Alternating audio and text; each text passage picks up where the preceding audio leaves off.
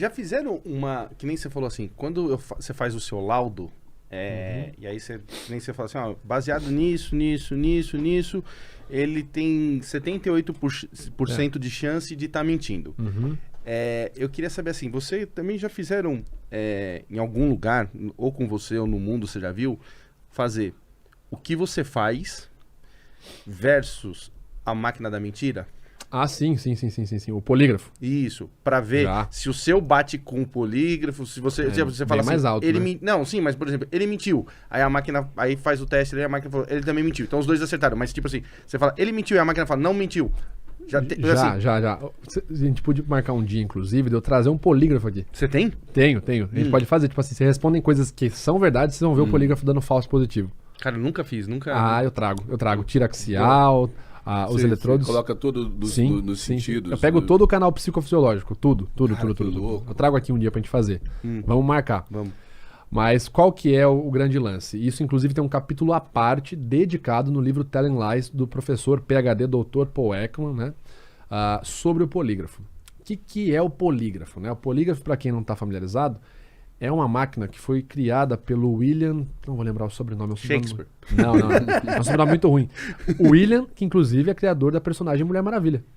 Criou o polígrafo. Por isso que a Mulher Maravilha tem o laço da verdade. Né? O mesmo cara, ele era psicólogo. Psicólogo, criou o polígrafo. Qual que é vamos falar o que o polígrafo faz e qual que é a premissa do polígrafo para funcionar. Polígrafo é uma máquina que vai medir alterações do seu sistema psicofisiológico, ou seja, alterações... Batimento do coração, batimento cardíaco, né? temperatura... Sistema nervoso autônomo de forma geral. Temperatura, sudorese, batimento cardíaco, alteração no fluxo cardiorrespiratório, alguns medem a dilatação da pupila, etc. Por aí vai. O que acontece? Quando eu fico ansioso, eu vou ter, de fato, uma quebra, um pico no meu sistema psicofisiológico, né? Então eu vou ficar momentaneamente mais... meu coração vai acelerar momentaneamente, minha pele pode ficar mais quente momentaneamente, ou mais fria, dependendo da região do corpo que eu estou medindo. Meu fluxo cardiorrespiratório pode disparar. E isso indica que eu tive um pico de ansiedade naquele momento. O polígrafo mede isso, ele vai medir o seu nível de ansiedade. Então, no primeiro momento, você vai responder o que a gente chama de perguntas guia, ou perguntas padrão, perguntas controle. Você vai, então, falar a verdade, vai contar a verdade sobre coisas suas, eu vou medir a sua taxa basal de ansiedade. O Sebastian tá aqui, né? O cara tá sempre assim, enérgico, então o nível de energia dele tá sempre aqui. Agora o Alan, um cara mais reflexivo, ele vai estar aqui. Tô dando exemplos assim ilusórios.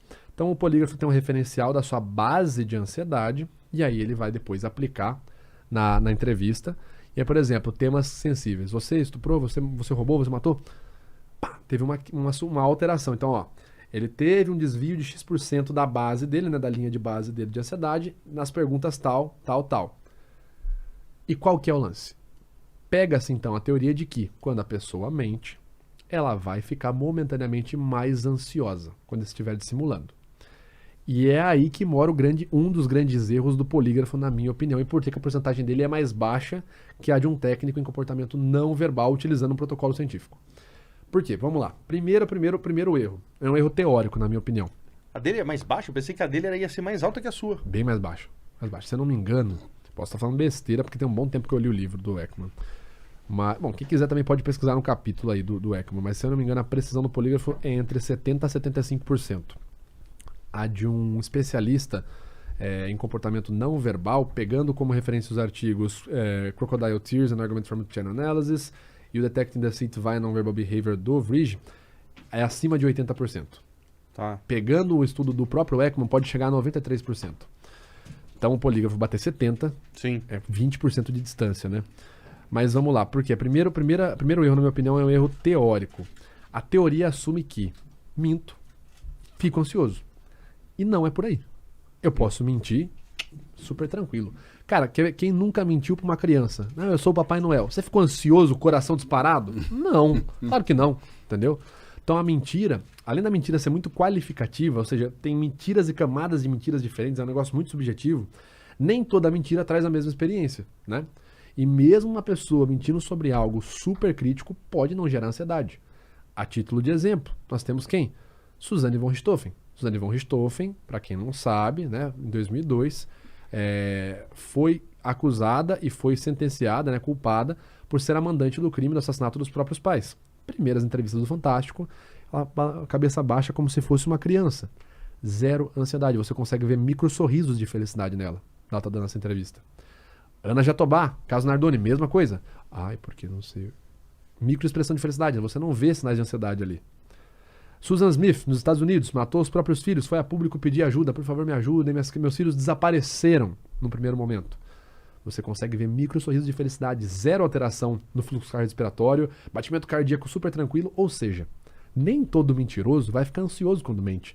Nem todo mentiroso vai sentir medo. Então você já consegue perceber que tem um erro teórico aí.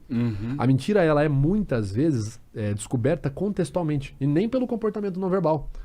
Se eu tenho uma linha de padrão de base, eu saio do trabalho e eu levo meia hora todo dia para chegar em casa. Numa semana eu cheguei 50 minutos mais tarde. Minha esposa pergunta, eu dou uma desconversada. Na semana seguinte, eu começo a fazer academia, eu começo a me cuidar. Ali, contextualmente, você consegue ver uma quebra? Você consegue ver, não que, tá traindo, mas você consegue ver que tem algo... Diferente do tradicional. Toda a investigação começa assim. Alguma coisa diferente aconteceu. Não faço ideia o que, mas aconteceu. Então, assim, esse é o primeiro erro do polígrafo. O segundo erro do polígrafo é analisar um único canal.